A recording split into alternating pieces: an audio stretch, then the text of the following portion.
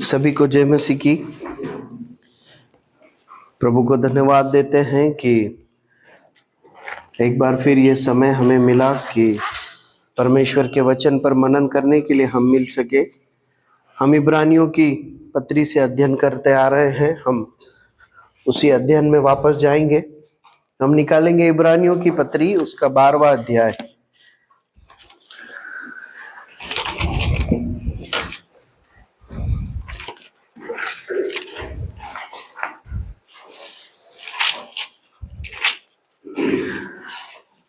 इब्रानियों की पत्री 12वां अध्याय और उसकी 12 आयत से हम 17 आयत तक को पढ़ लेंगे और उसके बाद हम उस पर मनन करेंगे। पढ़ने में मदद कर सकते हैं। इसलिए ढीले हाथों और निर्बल घुटनों को सीधे करो और अपने पांवों के लिए सीधे मार्ग बनाओ कि लंगड़ा भटक न जाए और भला चंगा हो जाए। सबसे मेल मिलाप रखने और उस पवित्रता की खोजी हो जिसके बिना कोई प्रभु को कदापि न देखे, और ध्यान से देखते रहो, ऐसा न हो कि कोई परमेश्वर के अनुग्रह से वंचित रह जाए या कोई कड़वी जड़ फूट कर कष्ट दे और उसके द्वारा बहुत से लोग अशुद्ध हो जाए। ऐसा न हो कि कोई जन व्यभिचारी या एसाव की नई अधर्मी हो, जिसने एक बार के भोजन के बदले अपने प्रगट होने का पद बेच डाला। तुम जानते तो हो कि बाप की बात को जब उसने आशीष पानी चाहिए तो अयोग्य गिना गया और आंसू बहा बहा कर खोजने पर भी मन फिराव का अवसर उसे न मिला। परमेश्वर अपने वचन के पढ़े और सुने जाने पर अधिकाई से आशीष दे और इस पर मनन करने के लिए हमारी मदद करें। हम प्रार्थना पूर्वक बैठे, परमेश्वर का वचन हमसे बातचीत करे। हम जब यहाँ आए हैं तो दिन भर के कार्य, व्यस्तता और अनेक जीवन के चुनौतियों से हमारा जीवन भरा हो सकता है, लेकिन हम प्रार्थना करें कि प्रभु हमारे मनों को शांत करे, हर शोर से हमारे मन को आज़ाद करे और हम परमेश्वर के वाणी को, परमेश्वर के वचन के द्वारा सुन पाएं। हमने पिछले सप्ताह इसके 12, 13 और 14 आयत तक मनन किया था। जल्दी से दोहरा सकते हैं कि हमने क्या देखा था? हमने मुख्य रूप से 3 बातों को वहां पर देखा था। 12वीं आयत में हमने पहली बात देखी थी कि ढीले हाथों और निर्बल घुटने को सीधे करो। इसका क्या अर्थ है जब लेखक कह रहा है, तो बताएंगे? हमने इस बात को देखा था कि ये जो जब ढीले हाथ होना या निर्बल घुटने, कपकपाते हुए घुटने की चर्चा जब की जाती है, आमतौर पर ये वो अवस्था है जब एक व्यक्ति घबराहट में होता है, परेशानी में होता है। ये जो लेखक जिन्हें ये पत्री लिख रहा है वो लोग कैसे हैं, किस अवस्था में हैं? परेशानी में है, सताव में है, डर में है, पशोपेश में है ना। उनके लिए ये जो शब्द है उनकी अवस्था से मेच खाता है, क्योंकि वो परेशान से हैं। उन्हें सूझ नहीं पड़ता कि हम क्या करें, इन परिस्थितियों का सामना कैसे करें। क्या हम यहूदी विश्वास में वापस लौट जाएं, यहाँ प्रभु यीशु मसीह के विश्वास में बने रहें? तब लेखक उन्हें प्रोत्साहन देता, उन्हें साहस देता है, क्या करो? ढीले हाथों को निर्बल करो, घुटनों को सीधे करो। और उसके बाद हमने दूसरी बात देखी थी, और अपने पांवों के लिए सीधा मार्ग बनाओ कि लंगड़ा भटक न जाए पर भला चंगा हो जाए। इसमें क्या देखा था हमने, बताएंगे?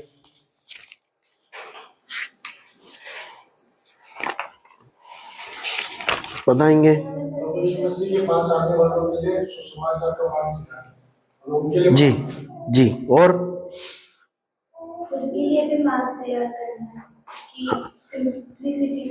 हाँ, हमने इस बात को देखा था कि प्रभु यीशु मसीह के पीछे चलने की जब जिम्मेदारी या आज्ञा हमारे पास है, तो हमने इस बात को देखा था कि उस चलने के लिए मार्ग भी हमें ही तैयार करना है ना। इसका मतलब क्या है कि जब मैं जानता हूं कि मुझे प्रभु यीशु मसीह के पीछे इस प्रकार आज्ञाकारिता में चलना है, तो अपने जीवन को अनुशासित करना है ना, अपने जीवन को अनुशासित करना है, अपने लिए नियमावली बनाना है कि मैं किस समय पर क्या काम करूंगा। अपने जीवन को बुरी आदतों से दूर रखना है ताकि प्रभु यीशु मसीह के पीछे चलना आसान हो जाए। हम परमेश्वर के वचन में एक भाग हमने इब्रानियों की पत्री में पढ़ा था कि उलझाने वाले पाप और रोकने वाली बातों को, वस्तुओं को दूर करना। इसका मतलब क्या है? हमें मार्ग को सरल बनाना है। प्रभु यीशु मसीह के पीछे चलना एक कठिन कार्य है, इसलिए हम अपने मार्गों को सरल बनाए ताकि चल सके। फिर हमने इस बात को देखा था कि जैसे हम चलते हैं उस चलने के द्वारा हम दूसरों के लिए एक उदाहरण तैयार करते हैं, एक मार्ग तैयार करते हैं। मतलब जैसा हम जीवन जीते हैं, हमारे परिवार के लोग, हमारे सविश्वासी भाई बहन हमें देखकर वैसा जीवन मसीह के पीछे चलना उनके लिए आसान होना चाहिए। ठीक है, फिर आगे हमने 14 आयत से कुछ बातों को देखा था। हमने इस बात को देखा था कि 2 बातें हैं जिसकी खोज करने के लिए कहा गया है। कौन कौन सी बातें हैं? मेल मिलाप और पवित्रता। हमने क्या देखा था इसमें? हमने इस बात को देखा था कि जो है मेल मिलाप और पवित्रता ऐसी एक बात है जिसकी खोज करने की जरूरत है, मतलब जिसे परिश्रम से कमाना पड़ता है ना। हमने इस बात को देखा था कि जो है रिश्ते आसानी से बनते हैं, लेकिन सहभागिता को निभाना पड़ता है, संबंधों को निभाना पड़ता है। हमने इस बात को देखा था कि रिश्ते कितने आसानी से बनते हैं। हमने देखा था एक परिवार में 2 बच्चे जन्म हुए तो उन्होंने उस रिश्ते को बनाने के लिए कोई प्रयत्न नहीं किया, लेकिन साथ में जीवन प्रेम के साथ जीना है तो क्या करना पड़ेगा? मेल मिलाप के लिए परिश्रम करना पड़ेगा। इसी प्रकार एक विश्वासी कलीसिया में जब हम सब हैं तो प्रभु यीशु मसीह की कलीसिया में एक साथ होने के कारण हमारा संबंध तो है, रिश्ता तो है, लेकिन साथ में जीने के लिए मजबूत सहभागिता के लिए क्या करना पड़ेगा? परिश्रम करना पड़ेगा, उसकी खोज करनी पड़ेगी। फिर हमने एक और बात देखी थी, पवित्रता के खोजियों। हमने इस बात को देखा था कि पवित्रता अपने आप नहीं आती है ना। ये कोई ऐसी बात नहीं है कि आसानी से कमाई जा सके, इसके लिए कठिन परिश्रम करना है। हम उसी भाग में जब आगे बढ़ते हैं तो इस प्रकार पढ़ते हैं, जहां से आज हम अध्ययन आरंभ करेंगे वहां पर ऐसा लिखा है, 14 आयत में इस प्रकार लिखा है कि सबसे मेल मिलाप रखने और उस पवित्रता के खोजी हो जिसके बिना कोई प्रभु को कदापि नहीं देखेगा। अब लेखक इस प्रकार कहता है कि उस पवित्रता के खोजी होना है जिसके बिना कोई प्रभु को कदापि नहीं देखेगा। लेखक यहूदी विश्वासियों की मंडली कलीसिया को ये संदेश दे रहा है या इस प्रकार समझा रहा है कि तुम उस प्रकार का पवित्र जीवन जीने के लिए परिश्रम करो। अगर तुम उससे चूक जाते हो तो तुम प्रभु को नहीं देखोगे, इस प्रकार वो कहता है। अब देखिए, केवल इस बात को अगर हम मनन करें तो हमें समझने में कठिन जान पड़ता है, लेकिन परमेश्वर के अन्य भागों से इस भाग को अगर हम जोड़कर इसे समझने की कोशिश करेंगे तो हमें इसका सही अर्थ समझ में आएगा कि लेखक क्या कहना चाह रहा है। देखिए, जब भी परमेश्वर के वचन को हम पढ़ते हैं तो कई भाग ऐसे आते हैं, कई आयत ऐसी आती है जिन्हें अकेले पढ़कर समझना मुश्किल है। ऐसे समय पर उसके अर्थ को मन से समझने की जगह, अपने हिसाब से उसका उत्तर ढूंढने की जगह परमेश्वर के वचन के अन्य भागों का सहारा लेना चाहिए जो उस आयत से जुड़ा हुआ है, ताकि हम उसके सही अर्थ को समझ सकें।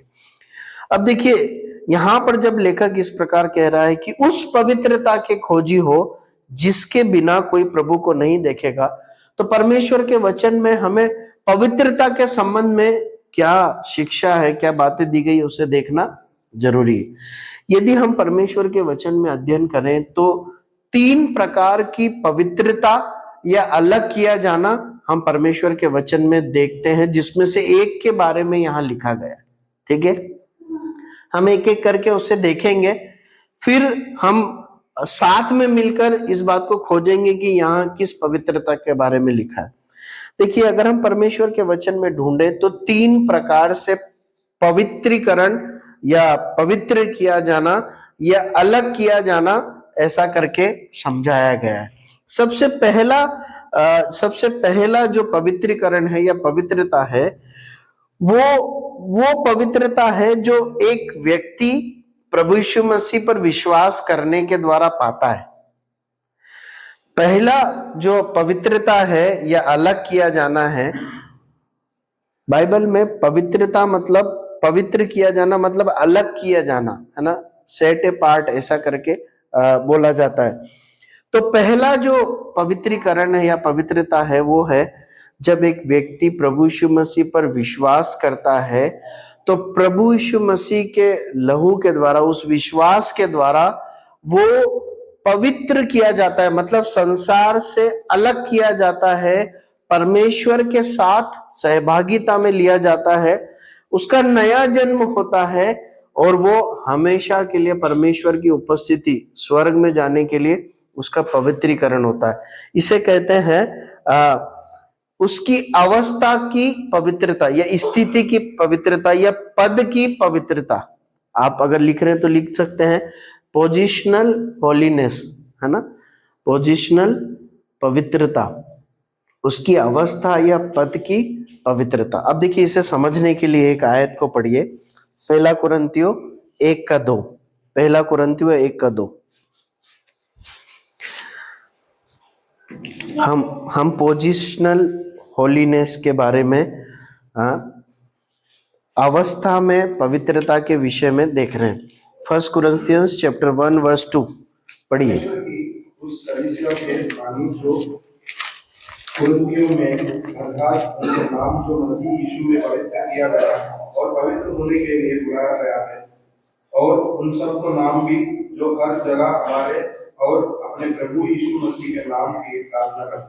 अब देखिए, यहाँ पर लेखक जब कलीसिया को संबोधित कर रहा है तो क्या कह के संबोधित कर रहा है, अर्थात उनके नाम जो मसीह यीशु में पवित्र किए गए हैं, है ना। इसका मतलब क्या है? इसका मतलब वो उस संसार से बुलाकर निकालकर अलग किए गए। आप समझ रहे हैं? वो अपनी अवस्था में, अपने पद में पवित्र है। आगे चलकर इस पत्री को पढ़ते हैं तो समझ में आता है कि उनमें से कईयों के जीवन में घृणित व्यभिचार का और अन्य प्रकार का पाप है, लेकिन पौलुस उन्हें कैसे संबोधित कर रहा है? पवित्र किए गए लोग। आप समझ रहे हैं? एक और आयत को पढ़िए, 6:11। 6:11। और तुम में से कितने ऐसे ही थे, परंतु तुम प्रभु यीशु मसीह के नाम से और हमारा परमेश्वर आत्मा के लोहे गए और पवित्र हुए और धर्मी है। आप समझ रहे हैं? यहाँ पर वो कहता है, ऊपर कई सारे पापों का जिक्र करता है, उसके बाद वो कहता है कि तुम में से कई लोग ऐसे ही थे, परंतु अब क्या किए गए हैं? प्रभु यीशु मसीह के नाम से और हमारे परमेश्वर के आत्मा से धोए गए और क्या हो गए? पवित्र हो। आप समझ रहे हैं? पहली पवित्रता वो पवित्रता है जो एक व्यक्ति को प्रभु यीशु मसीह पर विश्वास करने के द्वारा उसकी पद में, उसकी अवस्था में मिलती है। अब उसकी पोजीशन चेंज हो गई। वो संसार में परमेश्वर से दूर अपवित्रता में जी रहा था, लेकिन अब वो परमेश्वर के पास आ गया है। परमेश्वर द्वारा उसे पापों की क्षमा देकर नया जीवन दिया गया है। इस नए जीवन के साथ वो कहाँ जाएगा? स्वर्ग में जाएगा। इस नए जीवन के साथ वो क्या बन गया है? परमेश्वर की संतान बन गया। दूसरी पवित्रता के विषय में हम पढ़ते हैं, 1 यूहन्ना 3:2। दूसरी पवित्रता 1 जॉन चैप्टर 3 वर्स 2। ये पूर्ण पवित्रता या सिद्ध पवित्रता कह के इसे पुकारा जा सकता है। पूर्ण पवित्रता या सिद्ध पवित्रता। 1 जॉन चैप्टर 3 वर्स 2। अभी हम परमेश्वर की संतान और अब तक यहाँ प्रकट नहीं हुआ हम क्या कुछ होंगे, इतना जानते हैं कि जब वह प्रकट होगा तो हम भी उसके समान होंगे, क्योंकि उसको वैसे ही देखेंगे जैसे वह। ठीक है, यहां पर लिखा है कि अभी हम परमेश्वर की संतान है ना, लेकिन एक दिन हम किसके समान हो जाएंगे? परमेश्वर के समान हो जाएंगे। हम परमेश्वर को वैसा ही देखेंगे जैसा वो है। अभी हम परमेश्वर के समान है क्या? नहीं। अभी हम परमेश्वर की संतान है क्या? हैं, लेकिन हम परमेश्वर के समान नहीं। अभी हम परमेश्वर को जैसा परमेश्वर है वैसा देख पाते हैं क्या? नहीं, लेकिन एक दिन हम देखेंगे। इस भाग को और परमेश्वर के वचन के अनेक भागों को जब हम समझते हैं, प्रभु यीशु मसीह के आगमन के पश्चात या मृत्यु द्वारा जब हम इस देह को त्याग देते हैं, उसके पश्चात परमेश्वर हमें अपने साथ रहने के लिए एक ऐसी अवस्था देता है जो पवित्रता में सिद्ध है ना। हम उस अवस्था, उस देह में रहकर परमेश्वर को आंखों से देख सकते हैं। वहां पर पाप नहीं होगा, है ना। हम परमेश्वर के राज्य में पढ़ते हैं, वहां पर पाप नहीं होगा। ये कौन सी पवित्रता है? पूर्ण या सिद्ध पवित्रता। ये हमें अभी मिल गई है क्या? नहीं, ये एक समय पर मिलेगी। अभी हमारे पास कौन सी पवित्रता है? पोजिशनल पवित्रता, हमारे पद की, हमारी अवस्था की पवित्रता। अब तीसरी पवित्रता के विषय में हम परमेश्वर के वचन में पढ़ते हैं, वो है व्यवहारिक पवित्रता, प्रैक्टिकल पवित्रता।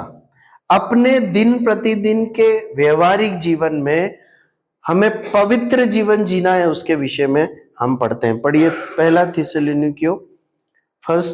First थिस्सलुनीयंस chapter 4 verse 3। पहला थिस्सलुनीकियों 4 अध्याय 3 आयत। क्योंकि परमेश्वर की इच्छा यह है कि तुम पवित्र बनो, अर्थात व्यभिचार से बचे रहो। परमेश्वर की इच्छा क्या है? पर अभी तो हमने पढ़ा कि हम पवित्र बन चुके हैं। कुरिन्थियों में पौलुस पवित्र करके पुकार रहा है। फिर ये कौन सी पवित्रता है?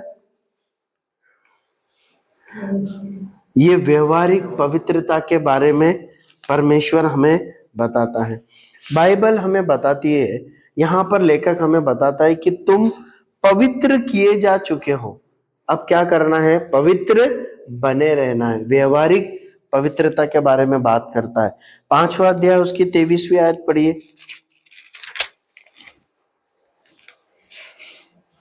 शांति का परमेश्वर आप ही है। तुम्हें पूरी रीति से पवित्र करो और तुम्हारी आत्मा और प्राण और देह हमारे प्रभु यीशु मसीह के आने तक पूरे और निर्दोष सुरक्षित रहो। शांति का परमेश्वर आप ही तुम्हें पूरी रीति से पवित्र करे।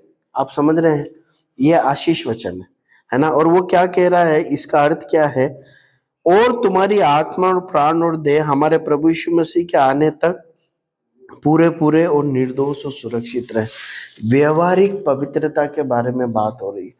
एक व्यक्ति को प्रभु यीशु मसीह पर विश्वास करने के द्वारा प्रभु यीशु मसीह पवित्र जीवन देते हैं, अर्थात एक नया जन्म देते हैं।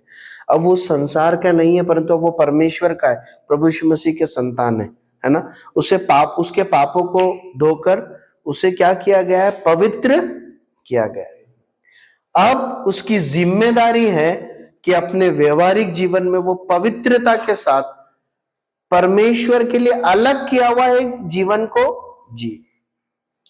तीसरी पवित्रता हमने देखी कि सिद्ध या पूर्ण पवित्रता, जो हम इस धरती पर जाने के बाद प्राप्त करेंगे। अब मुझे बताइए, लेखक यहाँ पर कौन सी पवित्रता के विषय में बात कर रहा है? जब वो इब्रानियों की पत्री में लिख रहा है यहूदी विश्वासियों को, तो किस पवित्रता के विषय में बात कर रहा है? जब वो इस प्रकार कहता है कि पवित्रता के खोजी हो जिसके बिना कोई प्रभु को कदापि नहीं देगा। कौन सी पवित्रता की बात कर रहा है? वो व्यवहारिक पवित्रता के बारे में बात कर रहा है। कोई डाउट है क्या इसमें? सब साथ है? आप इसी बात पे एकमत है? ठीक है, वो व्यवहारिक पवित्रता के बारे में बात कर रहा है। मैं भी इस बात पे सहमत करता हूं, लेकिन एक प्रश्न आप हमारे सामने उठता है। अगर यहां पर लेखक व्यवहारिक पवित्रता के बारे में बात कर रहा है, तो क्या इसका अर्थ यह है कि एक व्यक्ति पवित्र जीवन जीकर स्वर्ग में जाने का अधिकार प्राप्त कर लेता है? अगर लेखक यहां पर व्यवहारिक पवित्रता की बात कर रहा है, तो क्या लेखक यह कहना चाह रहा है कि एक व्यक्ति व्यवहारिक पवित्रता का जीवन जीकर अपने आप को इस काबिल बना लेता है, या ये अधिकार प्राप्त कर लेता है कि वो परमेश्वर को देख सके? क्या ये सही है? नहीं। ठीक है ना?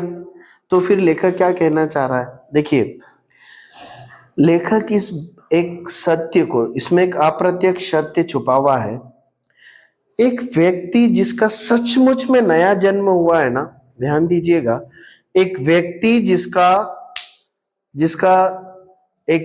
जिसका नया जन्म हुआ है, जिसने सच में परमेश्वर के पवित्र आत्मा को अपने जीवन में पाया है, वो अपवित्रता में गिर जरूर सकता है, परंतु उसमें पड़ा रहकर अपने जीवन को खर्च कभी नहीं करेगा। आप समझ रहे हैं? एक उद्धार पाए हुए व्यक्ति की पहचान है, पता है क्या है? कि यदि वो पाप में गिर जाएगा तो वो क्या करेगा? वो पश्चाताप करेगा, वो माफी मांगेगा। हो सकता है कि वो कुछ देर उसमें पड़ा रहे, है ना, ढिठाई करके, ये संभव हो सकता है, लेकिन वो उसी में पड़ा नहीं रहेगा, क्योंकि उसके अंदर क्या है? परमेश्वर का आत्मा है। वो मन फिराएगा, परमेश्वर का आत्मा उसे कायल करेगा। वो मन फिरा कर क्या करेगा? वापस पश्चाताप करेगा और किस ओर बढ़ेगा? पवित्र जीवन की ओर बढ़ेगा। ये चिन्ह बताता है कि उसका सचमुच में नया जन्म हुआ है, सचमुच में वो प्रभु यीशु मसीह के द्वारा एक समय पर पवित्र किया गया है। इसके लिए उसके अंदर क्या है? पवित्र जीवन जीने के लिए लालसा है, उसका मन उसे कचोटता है। कब? जब वो पाप में अपने आप को देता है। यहाँ पर जो अर्थ है वो यही अर्थ है। एक व्यक्ति जो पवित्रता को छोड़कर अपना जीवन जी रहा है ना, मतलब वो लगातार केवल पाप में ही जिए जा रहा है, इसका मतलब ये बात पर सोचना पड़ेगा उस व्यक्ति को। ये इस बात का प्रमाण है कि उसका उद्धार हुआ है या नहीं हुआ है ना, ये समझना पड़ेगा। ठीक है, आगे बढ़ते हैं, प्रभु हमारी सहायता करे। हम आगे की ओर बढ़ते हैं और 15वीं आयत की ओर आते हैं। 15 आयत पढ़ लीजिए। और ध्यान से देखते रहो, ऐसा ना हो कि कोई परमेश्वर के अनुग्रह से वंचित रह जाए, या कोई कड़वी जड़ फूट कर कष्ट दे और उसके द्वारा बहुत से लोग अशुद्ध हो। और 17 तक पढ़ लीजिए। ऐसे ना हो कि कोई जन व्यभिचार कष्ट ऐसा कि नई अधर्म को, जिसना एक बार के भोजन के बदले अपने पहलौठा होने का पद बेच डाला। तुम जानते हो तो हो कि बाप जब उसने आशीष पानी चाहिए तो अयोग्य गिना गया, और आंसू बहाकर खोजने पर भी मन फिराव का अवसर उससे ना मिला। अब अगर ध्यान से पढ़ेंगे तो इन 3 आयतों में 4 बातें हैं जिन्हें लेखक चाहता है कि विश्वासी लोग उस पर ध्यान करें, या उन 4 बातों में अपने जीवन को जांचें, है ना। क्या लिखता है वो? ध्यान से देखते रहो, मतलब इस बात में तुम जांचते रहो, एक दूसरे को नहीं परंतु अपने आप को, है ना। अपने आप को जांचो और अपने झुंड में भी इस बात के प्रति संवेदनशील रहो, देखते रहो। 4 बातें, कौन कौन सी 4 बातें आप ढूंढ के बता सकते हैं जिन पर ध्यान देने की जरूरत है? पहली बात, ऐसा ना हो कि कोई परमेश्वर के अनुग्रह से वंचित रह जाए। ठीक है, पहली बात। दूसरी बात,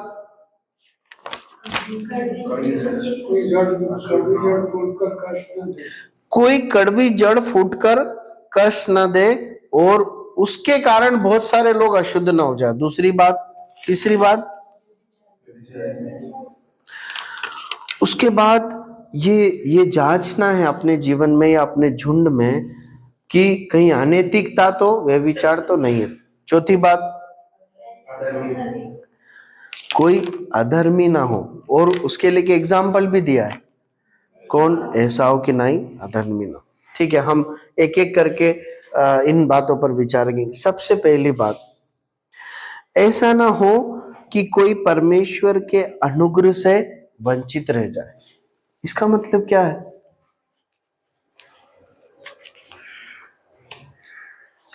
इसका मतलब क्या है? जब लेखक कहता है ध्यान से देखते रहो, देखिए एक कलीसिया है ना, यहूदी विश्वासियों का झुंड है, उस झुंड को बोला जा रहा है इस बात का ध्यान रखना कि ऐसा ना हो कि कोई परमेश्वर के अनुग्रह से वंचित रह जाए। इसका मतलब जी फेल हो जाए, हाँ फेल नहीं होना है, ठीक है। और कुछ, देखिए परमेश्वर के अनुग्रह से वंचित ना हो जाए, मतलब परमेश्वर के अनुग्रह का सबसे बड़ा कार्य हमारे जीवन में क्या है? उद्धार। आप समझ रहे हैं?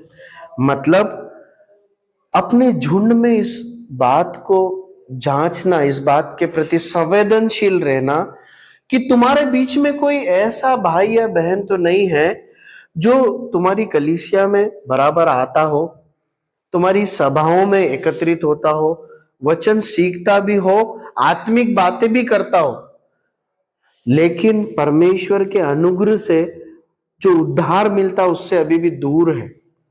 एक सरल सीधा अर्थ जो समझने योग्य है वो ये समझ में आता है वचन के प्रकाश से कि एक व्यक्ति संभव है कि कलीसिया में आता हो, आत्मिक बातें भी करता हो, लेकिन उस अनुग्रह को चखने से अभी भी दूर है जो परमेश्वर देता है, जिससे एक व्यक्ति उद्धार पाता है।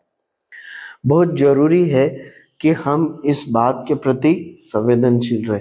क्या ऐसा हो सकता है ना? हो सकता है, बहुत बहुत सहज रूप से ऐसा हो सकता है। हम जब कलीसिया में आते हैं, हमारे परिवार के साथ जब हम आते हैं, हमारे परिवार में ऐसे लोग हो सकते हैं, हम अपने बच्चों को लेकर आते हैं, है ना, जब तक वो एक निर्णय तक नहीं पहुंचते तब तक जरूरत है कि वो अनुग्रह का स्वाद छके, उस उद्धार को पाए। उनके सभाओं में आने से, उनके आत्मिक गीत गाने से, उनका संडे स्कूल में प्रतियोगिता में मेमोरी वर्स याद करने से, कहानियां बोलने से, प्रश्न उत्तरों के जवाब देने से उनका उद्धार नहीं होता। जब तक प्रभु यीशु मसीह को व्यक्तिगत रीति से उद्धारकर्ता ग्रहण नहीं करेंगे, जब तक अपने पापों का अंगीकार करके अपना जीवन प्रभु के चरणों में समर्पण नहीं करेंगे, तब तक उद्धार नहीं होगा। ऐसे हमारे कई परिचित हो सकते हैं जो बड़े प्रेम से सभाओं में आते हैं। हमें इस बात के प्रति जागरूक रहना है कि उनके अंदर नए जीवन का अनुभव आए, उनका नया जन्म होना बहुत जरूरी है। दूसरी बात हम देखते हैं, इस बात को ध्यान से देखना, इस बात को जांचना, सावधान रहना कि कोई कड़वी जड़ फूटकर कष्ट ना दे, है ना, और उसके द्वारा बहुत लोग अशुद्ध ना हो जाए। इसी भाग को हम, है ना, व्यवस्था विवरण की पुस्तक में भी पढ़ते हैं, ये वहीं से रेफर किया गया है। व्यवस्था विवरण की पुस्तक 29वां अध्याय, डिट्रोनोमी चैप्टर 29 वर्स 18। व्यवस्था विवरण 29वां अध्याय 18 आयत। शापित हो तेरी संतान और भूमि की उपज और गायों और भेड़-बकरियों के बच्चे।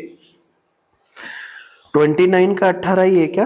इसलिए ऐसा ना हो कि तुम लोगों में ऐसा कोई पुरुष व स्त्री व कुल व गोत्र के लोग हो जिनका मन आज हमारे परमेश्वर यहोवा से फिर जाए, और वो जो कर रहा है उन जातियों के देवताओं की उपासना करे।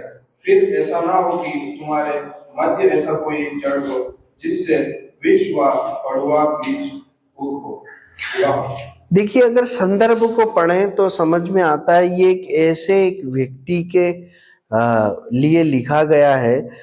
उस प्रकार से संबोधित किया गया कड़वी जड़, और जिसके द्वारा विष निकले और जो दूसरों को भी प्रभावित करे, एक ऐसे व्यक्ति के बारे में लिखा गया है जो अपने विश्वास से फिर जाता है, विश्वास को त्याग करके, अपनी पवित्रता को त्याग के वो संसार और पाप में अपने जीवन को बिताने लगता है।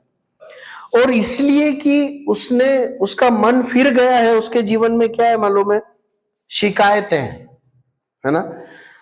एक व्यक्ति जो परमेश्वर के साथ पवित्र संबंध में से, आज्ञाकारिता में से गिर जाता है और उसी में अपना जीवन जीने लगता है, पता है उसके जीवन में कुछ लक्षण दिखाई दे, उसके जीवन में शिकायतें आने लगती,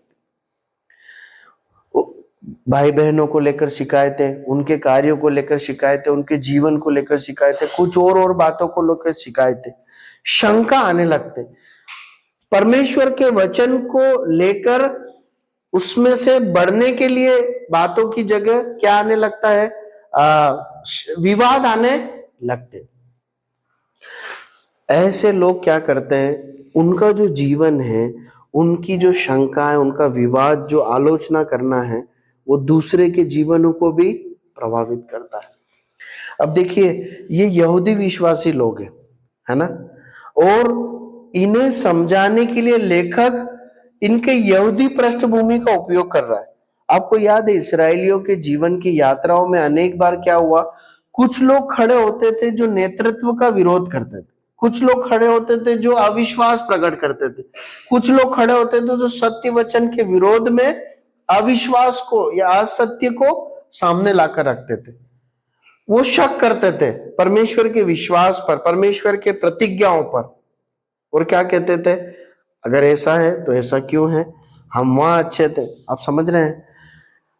इस प्रकार के एक व्यक्ति के जीवन को यहाँ पर एक ऐसी जड़ के विषय में बताया गया, जो कैसी जड़ है? कड़वी जड़ है, जिसमें से व्यवस्था विवरण में लिखा है विष निकलता है, और वो किसको प्रभावित करता है? दूसरों को भी प्रभावित करता है।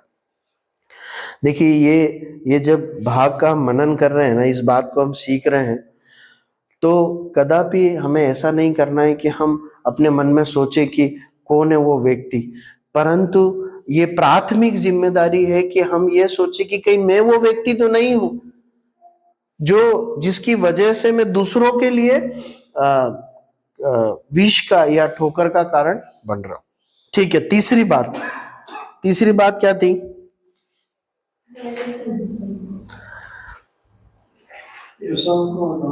ऐसा ना हो, हाँ, ऐसा ना हो कि कोई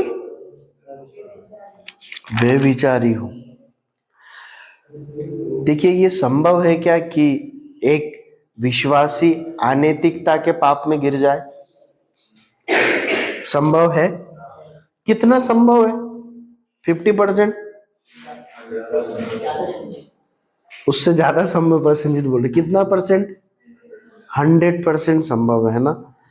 एक व्यक्ति अपने विचार में, अपनी दृष्टि में, अपने कार्यों में व्यभिचार के पाप में गिर सकता है, ये पूरी संभावना है। इसलिए लेखक क्या बोलता है? इस बात को ध्यान से देखते रहना, ऐसा ना हो कि कोई जन व्यभिचार या अनैतिकता में गिर जाए। प्रियो, हमें अपने आप को नैतिक रूप से परमेश्वर के लिए पवित्र रखना, ये हमारी एक बहुत बड़ी जिम्मेदारी है। परमेश्वर ने पवित्र किया, और एक पवित्र जीवन जीने वाले एक पात्र को ही परमेश्वर अपनी सेवा में उपयोग करता है। परमेश्वर हमें पवित्र करता है, लेकिन जो व्यक्ति पवित्रता में जीवन जीता है, वही परमेश्वर के साथ सहभागिता में रह पाता है। और यहाँ पर जो पाप का जिक्र है, अनैतिकता मतलब व्यभिचार, मतलब किसी भी प्रकार की अनैतिकता के बारे में लिखा है। प्रभु यीशु मसीह ने इस धरती पर रहते हुए इस प्रकार कहा कि मैं तुमसे कहता हूं कि यदि कोई व्यक्ति किसी स्त्री पर कुदृष्टि डाले, तो मैं तुमसे कहता हूं कि व्यभिचार कर चुका। प्रियो, हमें अपने जीवन को बहुत सावधानी से अनैतिक पवित्रता से बचा कर रखना। ये एक ऐसी अपवित्रता है या ऐसा एक पाप है, अनैतिकता में गिरकर पाप में पड़ना एक ऐसा पाप है जिसके विषय में बाइबल में परमेश्वर का वचन बताता है कि अपनी देह के विरुद्ध में एक पाप है। प्रभु हमारी सहायता करे कि हम सावधानी से पवित्रता का जीवन जी पाए। ऐसी कोई भी बात कोई कार्य हमारा हमारे स्कूल कॉलेज के सर्कल में कोई व्यक्ति, चाहे स्त्री हो या पुरुष हो, हमारा मोबाइल, हम क्या टीवी में देखते हैं या मोबाइल में देखते हैं या हम कैसे जीवन जीते, ऐसी कुछ भी बात जो हमें अनैतिकता में गिराती है ना, हमारी जिम्मेदारी है कि हम उसे क्या कहें, ना कहें। यदि हम उसमें गिर गए तो माफी मांगे, माफी मांगे। हम पहला यूहन्ना में इस प्रकार से पढ़ते हैं कि यदि हम अपने पापों को मान ले तो परमेश्वर हमारा प्रभु यीशु हमारे पापों को क्षमा करने और हमें उस अधर्म से शुद्ध करने में पूर्ण रूप से विश्वास योग्य और धर्मी। प्रियो, हम बाइबल में कई ऐसे व्यक्तियों को देखते हैं जो पाप में गिरे। हम व्यभिचार के पाप में गिरते हुए भी कुछ उदाहरण देखते हैं, परंतु हम उन्हें मन फिराते हुए और बड़े अनुग्रह से परमेश्वर के दया में प्रभु के साथ सहभागिता में अपने जीवन को जीते हुए देखते। हम उनको अपने जीवन को उसमें नाश करता हुआ, बर्बाद होता हुआ नहीं देखते। प्रभु हमारी सहायता करे कि हम पवित्रता में सावधानी से जीवन जी। गिरे किसी भी प्रकार से यदि कोई विचार किसी बात में हम अशुद्ध हुए तो तुरंत माफी मांगे, उससे मन फिराएं और आगे बढ़े। प्रभु हमें अनुग्रह देगा यदि हम सच्चाई से समर्पण करें। चौथी बात हम देखते हैं जिसे जांचना या जिसके संदर्भ में सावधान रहना जरूरी है, ध्यान देना जरूरी, वो क्या है कि हम क्या नहीं हो जाए, अधर्मी नहीं हो जाए। अब ये कैसी, ये क्या बात है? एसाओं की नाई अधर्मी ना हो जाए, मतलब क्या किया था एसाव ने?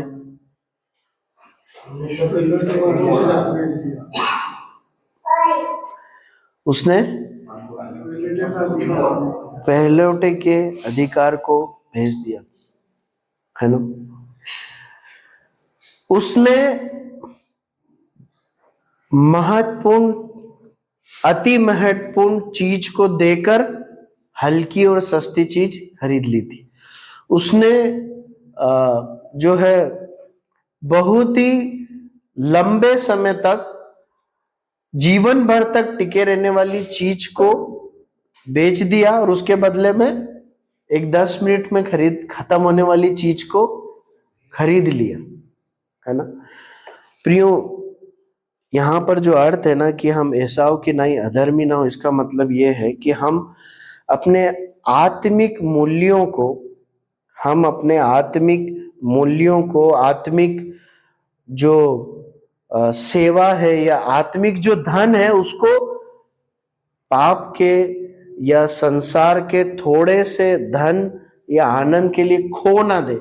हमारे आत्मिक प्रेशियस कीमती बातों को, मूल्यों को, जीवन को संसारिक समझौते, मनोरंजन या पाप के आनंद, थोड़ी देर के लाभ के लिए हम खो ना दे, उससे कॉम्प्रोमाइज करके बेच ना दे, लेखक ये कहना चाहता है। और वहां पर एक बहुत बड़ी बात बोलता है, वो क्या है मालूम है? तुम जानते हो कि बाद में जब उसने आशीष पानी चाहिए तो अयोग्य गिना गया और आंसू बहा बहा कर खोजने पर भी मन फिराव का अवसर उसे ना मिला। क्या मतलब है इसका? क्या हुआ? ऐसा संभव है कि हम अपने आत्मिक मूल्यों को, आत्मिक जीवन और सेवा को समझौते में इस कदर खो सकते हैं कि हम उसे वापस ना पा पाए। आप समझ रहे हैं? वापस ना पा पाए। एसाव के साथ क्या हुआ था मालूम है? वो पछताया क्या बाद में? पछताया वो। पढ़िए उत्पत्ति की पुस्तक 27वां अध्याय 32 आयत से पढ़ना शुरू कीजिए। Genesis chapter 27 verse 32। उत्पत्ति 27-32 से आगे पढ़िए।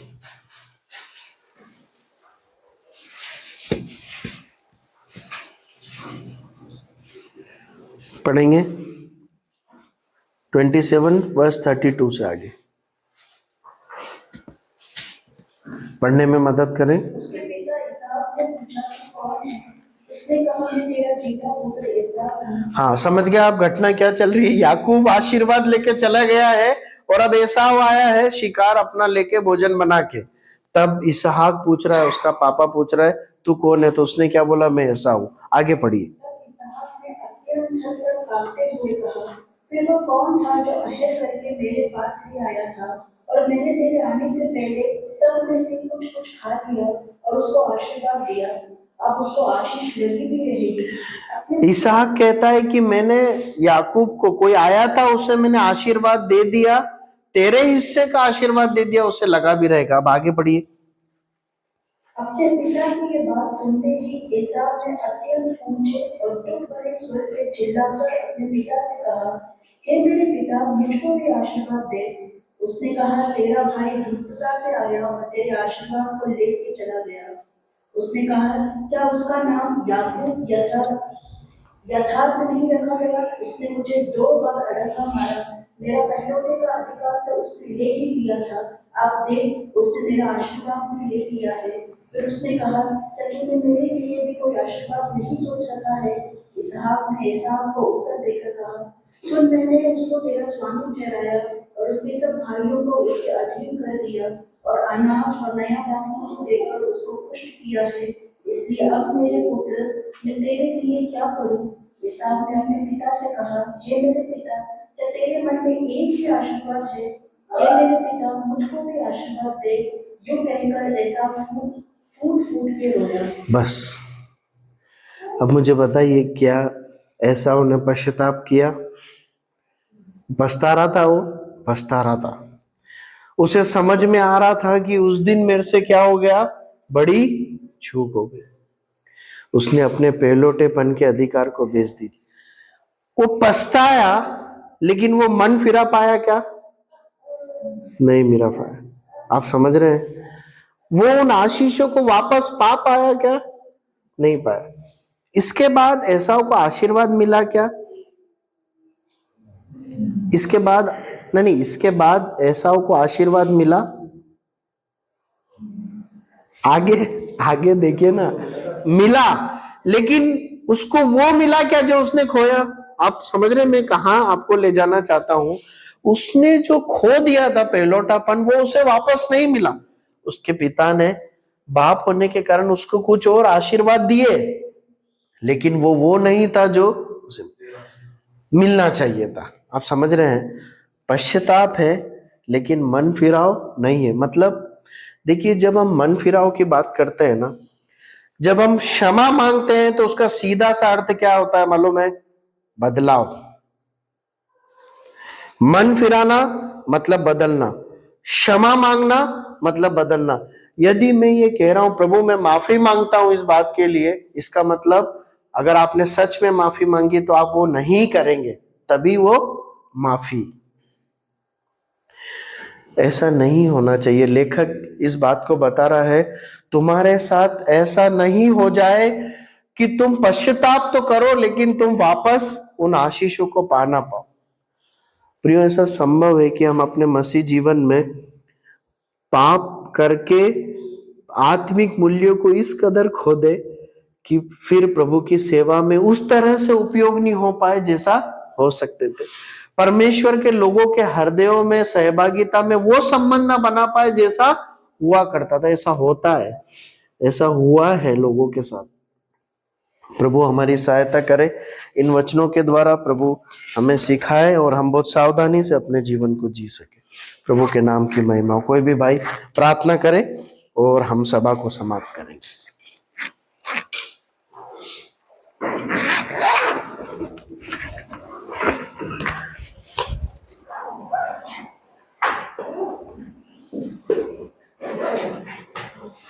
मैं फिर ये बात बताऊँ। जी जी जी प्लीज बताइए। हरिद्वार के पास में